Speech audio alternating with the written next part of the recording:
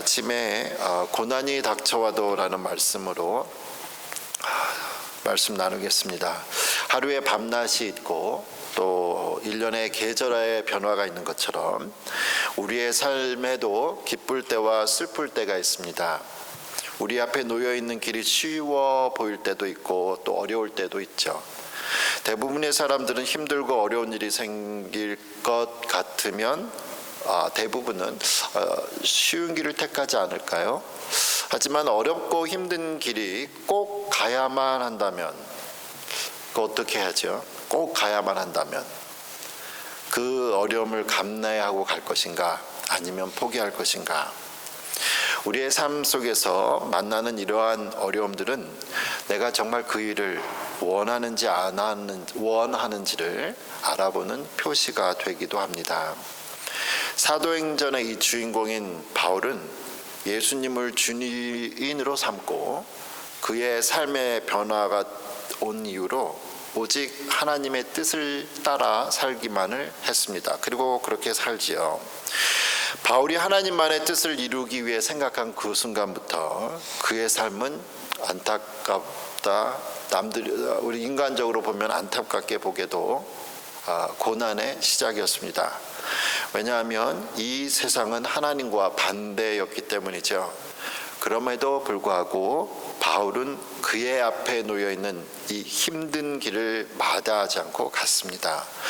바울이 그의 앞에 놓인 힘든 길을 기쁜 마음으로 갈 때 바울은 기뻤겠지만 그것을 바라보는 주변의 사람들은 마음이 아팠죠.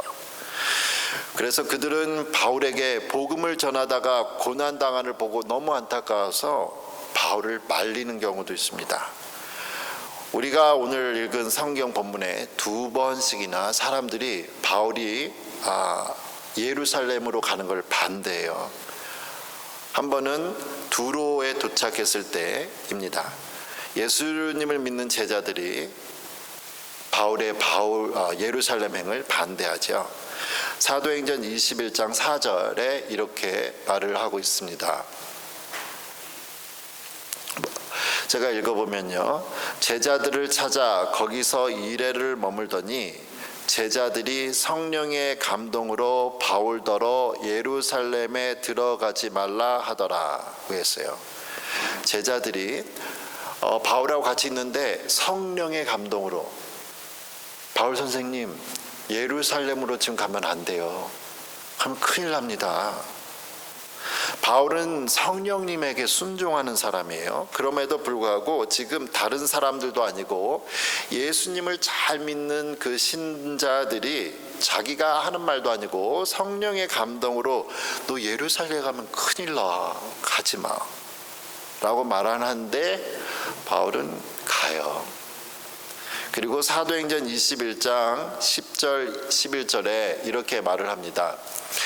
여러 날 머물러 있더니 아가보라 하는 한 선지자가 유대로부터 올라와 우리에게 와서 바울의 띠를 가져다가 자기 수족을 잡아 매고 말하기를 성령이 말씀하시되 예루살렘에서 유대인들이 이같이 이 띠 임자를 결박하여 이방인의 손에 넘겨주리라 하거늘 우리가 그 말을 듣고 그곳 사람들과 더불어 바울에게 예루살렘으로 올라가지 말라 권했다고 말을 하고 있습니다. 두로에서는요, 이스라엘 땅 북쪽 위에 있는 동네인데요, 두로에서는 예수님을 믿는 제자들이 성령의 감동으로 가면 안 됩니다 라고 말렸단 말이에요, 바울을. 그리고 무시하고 바울은 내려와서 이스라엘 땅에 들어와서 가이사라 지방에 와서 이제 이스라엘 영토까지 들어왔습니다. 그런데 지금은 유대 땅, 이스라엘 예루살렘에 있는 유대 땅에서 한 선지자가 올라와서 말하기를 바울의 그 허리띠 같은 걸 잡고서 이 띠 주인이 만약에 예루살렘에 가면 이처럼 결박을 당하고 이방인에게 넘겨줄 거다고 말을 해요. 그래서 12절에 우리가 그 말을 듣고, 여기서 우리란 이제 반대를 또 하죠. 그래서 우리라는 표현은요, 이 사도행전을 기록한 의사 누가를 비롯한 바울과 함께 이 지금 일을 하고 있는, 사역하고 있는 믿음에 좋은 사람들입니다. 바울과 지금까지 전도 여행을 같이 했던 그 사람들조차도 반대를 하는 거예요. 의사 두 번, 왜냐? 두로에서 한 번 그랬죠. 성령의 감동으로 두로에 있는 제자들이 가지 말라 그랬어요. 근데 무시하고 지금 왔는데, 이스라엘 땅에 들어오니까 가이사랴에 왔는데, 이번에는 선지자가, 예루살렘 지역에서 온 선지자가 큰일 납니다. 거기 가면 안 된다, 큰일 난다고 하니까 누가를 비롯한, 사도행전의 저자인 누가를 비롯한 지금까지 바울과 함께 여행을 한 사람들조차도 지금 성령님이 2번씩이나 이렇게 경고를 하시는데 가면 큰일 납니다 하고, 바울을 사랑하는 옆에 있는 사람들조차도 반대를 해요. 당연하죠. 당연히 이런 반대를 합니다. 그렇다면 이렇게 성령님께서 바울이 당하는 어려움을 알려주시고, 또 자기와 함께 가장 가까이 일하는 사람들이 말릴 때 바울은 그럼 어떻게 해야 할까요? 여러분이라면 여러분이 일을 하려고 하는 그 일을 성령님도 말리신다고 얘기를 듣고요, 또 주변에서 여러분을 다 아는 사람들이 말려요. 그러면 어떡하죠? 일반적으로 우리가 기도하고 결정을 내리는, 중요한 결정을 내릴 때 2가지 원칙이 있습니다. 하나는 내가 하나님하고 정말 기도해서 하나님한테 응답을 받아야 되죠. 성령님을 통해서 응답을 받아요. 그리고 혹시나 내가 잘못 받을지 모르니까 내 주변에, 2번째 방법은 내 주변에 정말 믿음이 좋고 나를 잘 아끼는 그 사람에게 어떻게 생각하세요? 하고 묻습니다. 그 2 원칙이라면 지금 바울은 가면 안 돼요. 성령님이 지금 말리시고 계시잖아요. 경고를 주잖아요. 너 거기 가면 큰일 나. 그리고 바울을 사랑하는 누가 의사를 비롯하여서 제자들이 말리잖아요. 바울이 어떻게 했는지 사도행전 21장 13절 15절에 이렇게 말씀합니다. 바울이 대답하되 여러분이 어찌하여 울어 내 마음을 상하게 하느냐. 얼마나 반대가 심하면 울면서 반대했어요 지금. 그러니까 바울도 마음이 아프잖아요. 나는 주 예수의 이름을 위하여 결박당할 뿐 아니라 예루살렘에서 죽을 것도 각오하였노라 하니, 그가 권함을 받지 아니하므로 우리가 주의 뜻대로 이루어지다 하고 그쳤노라. 그리고 이제 예루살렘으로 올라가죠. 13절에서 보니까 바울도 사람들이 울면서 자기가 예루살렘으로 가는 것을 간곡히 부탁하자 마음이 아팠다고 그랬잖아요. 그럼 대부분의 사람들은 그만둬야 되는데, 바울은 14절에 이제 계속 하는 얘기가,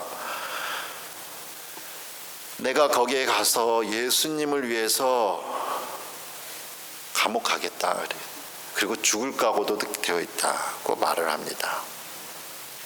하도 이렇게 강하니까 어떡해요? 다 말리지 못하고, 그러면 하나님의 뜻이 되기를 바랍니다. 그래요.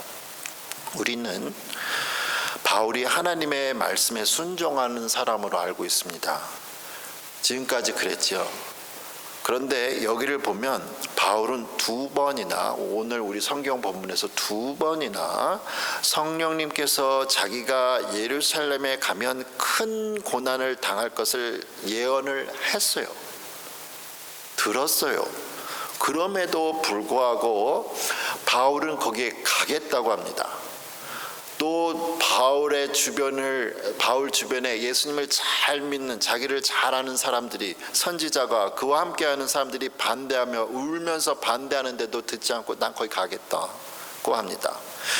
이렇게 성령님과 주변 사람들의 반대를 무시하는 바울은 너무나 고집이 센 사람일까요?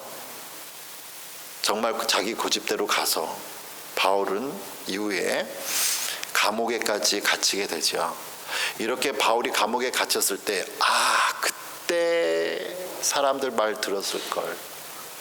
그렇게 사람들이 나 말렸는데 내가 말 듣지 않아서 내가 이렇게 지금 고생하는구나. 이렇게 후회했을까요?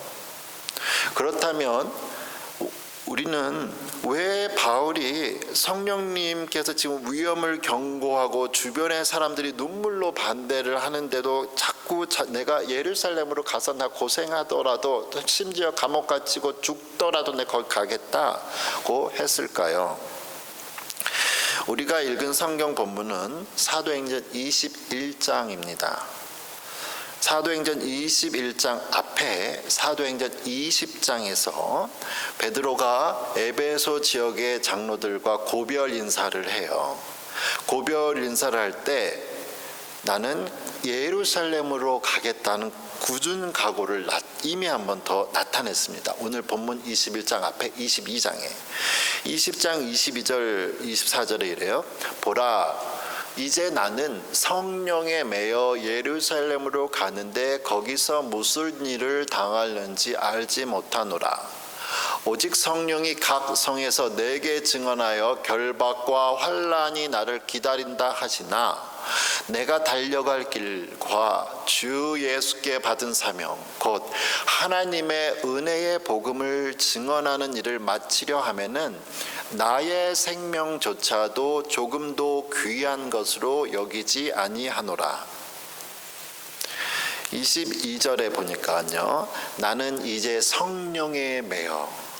강아지를 목에다 끈을 매면 강아지가 주인이 가는 대로 갈 수밖에 없잖아요. 지금 바울이 성령에 매여서 그렇게 끌려가는 거예요. 자기의 의지에 상관없이 성령에 의해서 지금 예루살렘을 끌려가는 거예요. 그리고 바울 자신도 자신의 의지와는 상관없이 자기가 예루살렘으로 그렇게 갔을 때 무슨 일이 일어나는지 성령님이 이미 다 말씀해 주셨어요. 22절에 보니까 환난이 있다고 얘기를 하고 있는 거죠. 큰 어려움이 있는 것을 말을 하고 있습니다.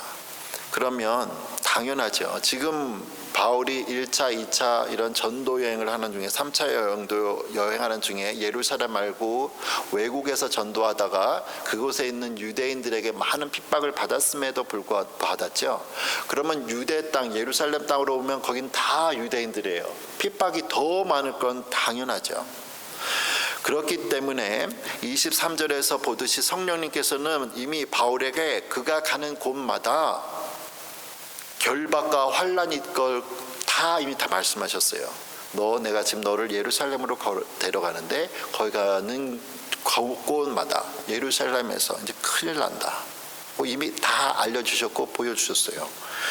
그럼에도 불구하고 24절에 보니까 바울이 그 어떠한 어려움이 닥쳐와도 자기가 하나님의 은혜로 말미암아 사람들이 구원을 받는다는 이 사실을 다 완성하기까지는 내 생명조차도 나 죽어도 여한이 없습니다 라고 말하죠.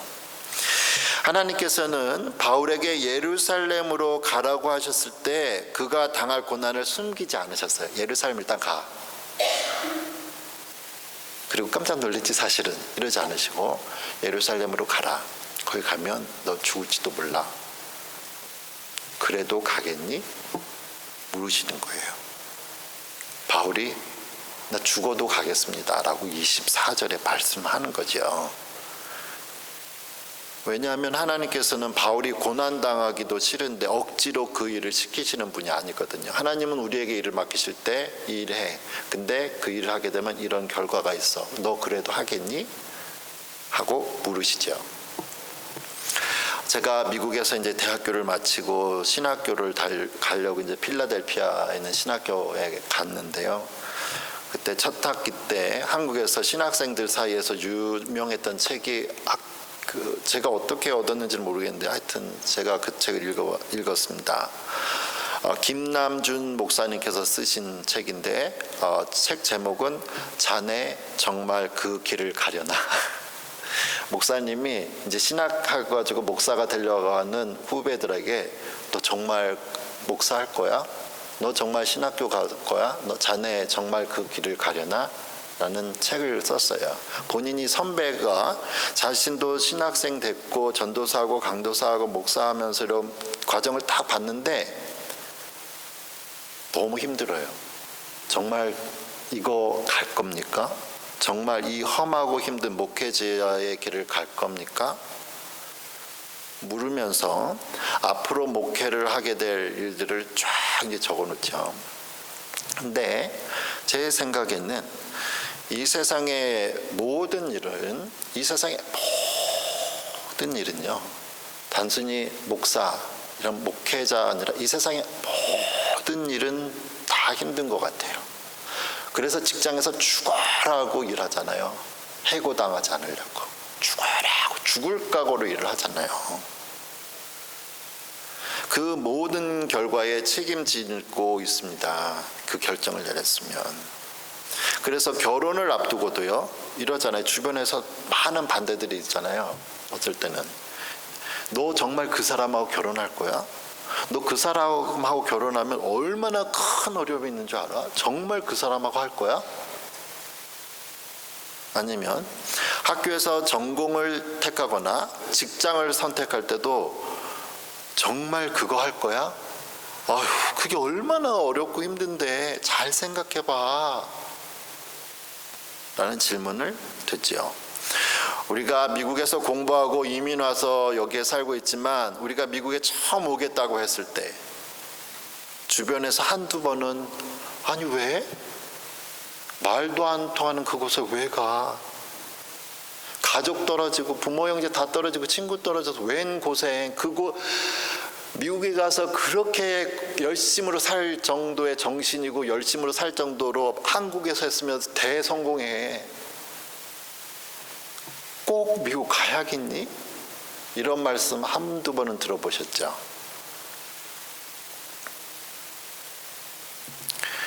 우리가 많은 어려움이 있을 것을 알고도 결정을 내렸고 그 결정에 책임을 지며 기쁨으로 하루하루를 살아갑니다. 바울도 사도행전 20장에서 이미 성령님을 통해서 예루살렘으로 가라는 말씀을 받았고 그곳에 가면 큰 어려움을 당한 것을 알았어요. 그럼에도 불구하고 21장에서 두 번이나 성령의 감동을 또 듣지요. 그리고 사랑하는 친구들이 울면서 반대하죠. 그거는 정말 가겠습니까? 정말 그 길을 가렵니까? 라는 거예요. 이거에 대해서 바울은 난 죽어도 가겠다. 자기의 뜻을 다시 한번 밝히는 거죠. 예수님께서 예루살렘에서 본인이 죽으실 것을 3번 말씀하셨습니다. 그때마다 제자들이 이해하지 못하고 예수님 그렇게 허무하게 죽으실 수 없습니다라고 반대했습니다. 예수님의 수제자 베드로도 예수님이 허무하게 예루살렘에서 죽으시는 것을 반대하지요. 이때 예수님께서 하신 말씀, 마태복음 16장 23절 25절에 예수님께서 이렇게 말씀하셨습니다. 예수께서 돌이키시며 베드로에게 이르시되 사탄아 내 뒤로 물러가라. 너는 나를 넘어지게 하는 자로다. 내가 하나님의 일을 생각하지 아니하고 도리어 사람의 일을 생각하는도다 하시고. 이에 예수께서 제자들에게 이르시되 누구든지 나를 따라오려거든 자기를 부인하고 자기 십자가를 지고 나를 따를 것이니라. 누구든지 제 목숨을 구원하고자 하면 잃을 것이요 누구든지 나를 위하여 제 목숨을 잃으면 찾으리라. 예수님도 자신의 죽음으로 세상을 구해서 이 구원하시려는 이 하나님의 뜻을 이루기 위해 그 십자가를 지시기 위해 이 땅에 오셨습니다. 예수님도 이 십자가의 고통이 너무나 컸기 때문에 잡히시기 전날 3번 기도하시죠. 이 잔을 내게서 옮기실 수 있으면 옮겨 주십시오 라고 기도했습니다. 예수님은 이 십자가의 고통 뒤에 있을 사람들에게 사람들에게 나타날 이 구원을 보셨기 때문에 기쁘게 내가 죽어도 여한이 없으신 거죠. 여러분, 아이를 낳을 때 산모가 아이를 낳으러 가잖아요. 그런데 아이를 낳으러 갈 때 산모가 죽는 경우가 있습니다. 그걸 이제 우리가 산모 사망률이라고 하는데요. 산부인과가 없고 의료가 발전하지 않았을 때 옛날에는 아이를 낳다가 산모가 죽는 확률이 10%였습니다. 아기 낳으러 산모가 10명 중에 아기 낳으러 갔다가 한 명은 시체가 돼서 나오는 거예요. 그래서 조선시대 때는 이런 시대 때 보면 아기 낳으러 가는 엄마가 신발을 거꾸로 안 해놔요. 살아서 못 나올지 모르니까 아주 힘든 겁니다. 아이를 낳는다는 건. 그래서 의료가 이제 발전하고 산부인과 기술이 이제 많이 발전을 했는데요. 그래도 이 새 생명을 위해 어머니가 죽는 거예요. 바꾸는 거죠.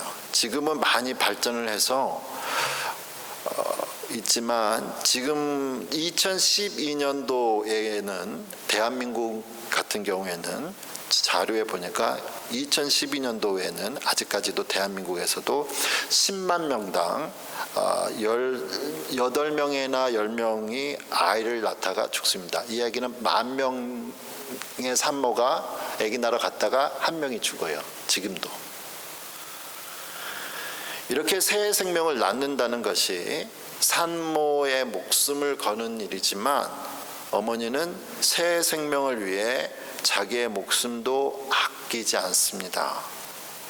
그 이유는 아이를 사랑하기 때문이죠. 새로 태어날 생명, 내 목숨과도 바꿔도 아깝지 않은 그 생명입니다. 우리 모두는 작은 예수가 되어서 복음을 전하라는 사명을 또 받았습니다. 복음을 전하기 위해서는 예수님도 고난을 당하셨고 바울도 고난을 당했는데 우리에게도 고난이 있습니다. 그 고난을 기쁘게 당할 준비가 되어 있는 우리가 되어야 합니다.